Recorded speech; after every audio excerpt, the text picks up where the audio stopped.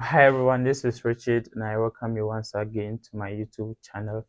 Well, today in our video, I'll be sharing with you the kind of documents that I used in my Canada study visa application. So stay with me throughout the video so that you could know the kind of documents that goes me into Canada here. So before you get into the video, kindly subscribe to the channel.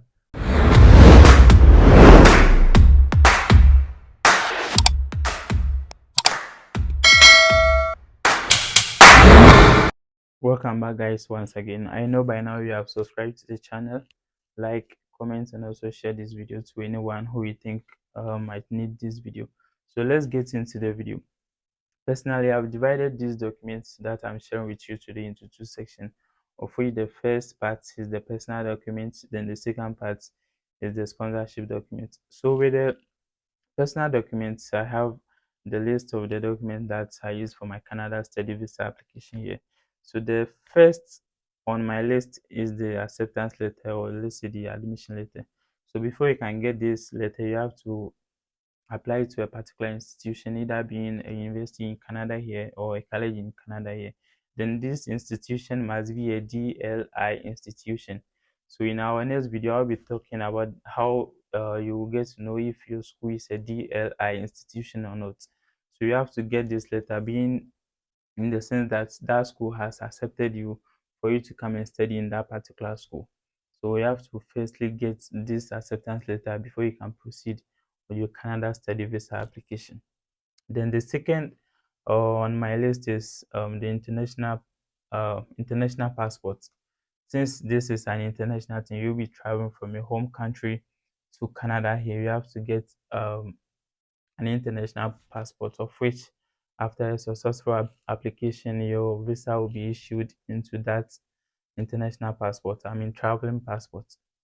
Then the next one too I'll talk about is a passport picture. There is a particular size of which you have to get for this particular passport picture. Then I mean, I used a white background for mine, so you also have to make sure that you use a white background for your passport picture. Then this is just a list, so this video will be very short then brief. So the next document on my list is the birth certificate. It is very important to include this birth certificate because it's one particular document that will help you prove to the visa officer the name of your parents, and I mean your birth date, then where you come from. Since all this information will be stated in your SOP, so it is very important to include your birth certificate in your application for you to serve as a proof to what you stated in your SOP. Then the next document that I use for my Canada study visa application is my high school transcript, then my university transcript. So this document will also help the visa officer to know the kind of performance in academics that you are doing back in your home country. Yeah. Then the next on my list too is the WAEC results. So you can either provide your WAEC results or your WAEC certificate.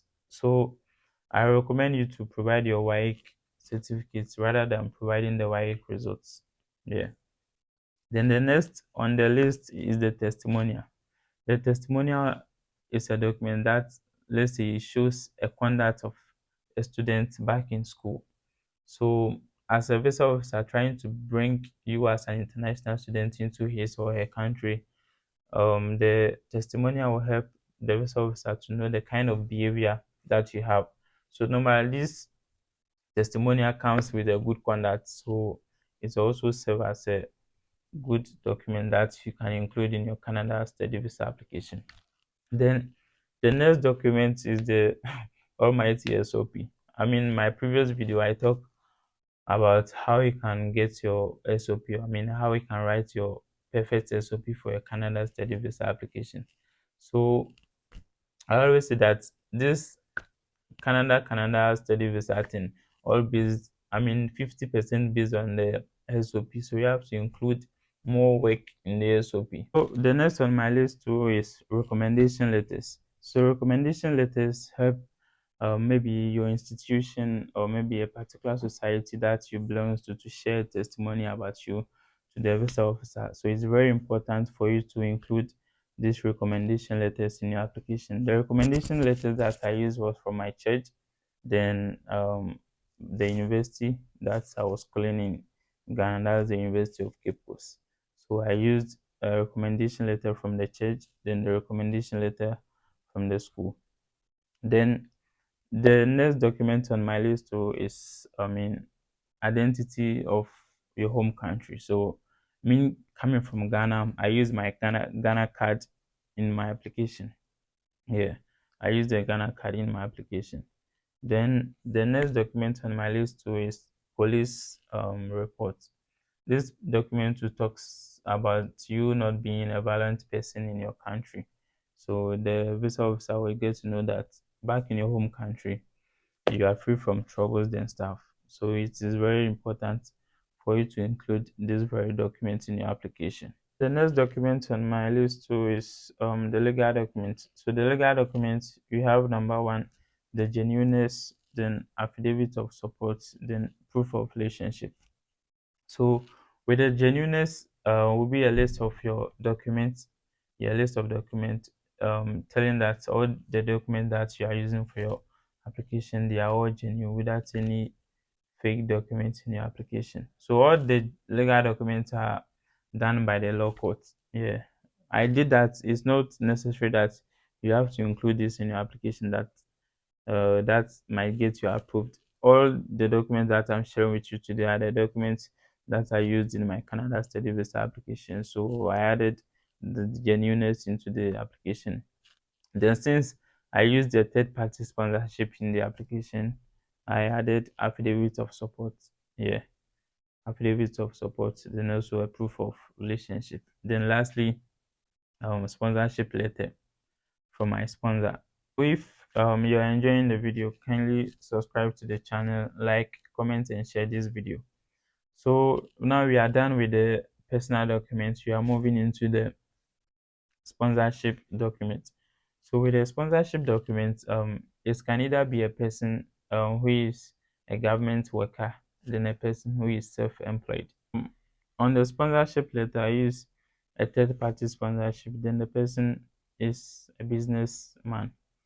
So I included his bank statement. So the bank statement shows his savings, then his the balances, the opening and closing balance to show that this person can truly sponsor you financially in Canada here. Then his business certificate to prove the kind of the kind of thing that he is doing, that he has been able to get this particular money in his account. Then his international passport, since I said earlier on that it's an international thing that you are doing. So if you can get the international passport of your sponsor, you can include it in your application. Then the tax bill, the tax that the person pays in his country. Yeah, you can include all those documents in the application. So this video I said earlier on is going to be very brief and short because I didn't submit much documents in my Canada study visa application. So you have to try as much as possible to cut off some documents which might not be necessary. Yeah. So we end the video today. Thanks for watching the video. Kindly subscribe to the channel, like, comment, and share this video.